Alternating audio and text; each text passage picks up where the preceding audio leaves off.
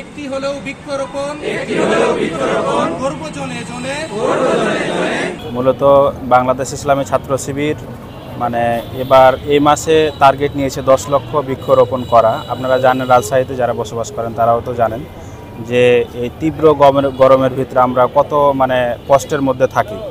এই সবুজ হলো নগরী তৈরি করার জন্য, মূলত সবুজ দেশ তৈরি করার জন্য মূলত ছাত্র শিবির এই উদ্যোগ নিয়েছে সারা দেশব্যাপী 10 লক্ষ হলো বৃক্ষরোপণ কর্মসূচি করার।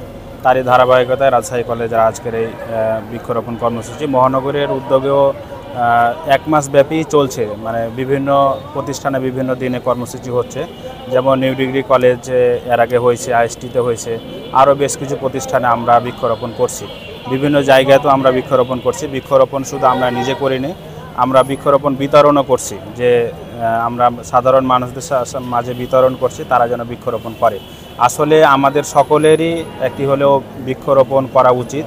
তার কারণ হলো বৃক্ষরোপণের ব্যাপারে হাদিসে এরকম বলা হয়েছে যে কোনো ব্যক্তি যদি জানে যে কিয়ামত সংঘটিত হয়ে যাচ্ছে, এই সংবাদ পাওয়ার পরেও যদি তার হাতে একটি বৃক্ষ থাকে বা হলো চারা গাছ থাকে, সেই জন্য এটা মানে রোপণ করে যায়, তাহলে বৃক্ষরোপণের গুরুত্ব কতটা মানে রয়েছে, আল্লাহ রাসূল কতটা মানে দিয়েছে। এই জন্য আমাদের সকলেরই উচিত মানে একটা হলেও বৃক্ষরোপণ করা। আমাদের যেমন বাংলাদেশ ইসলামী ছাত্র শিবিরের প্রত্যেকটা জনশক্তি মানে চেষ্টা করছে একটি হলেও নিজে বৃক্ষরোপণ করা এবং অন্যকে বিতরণ করা।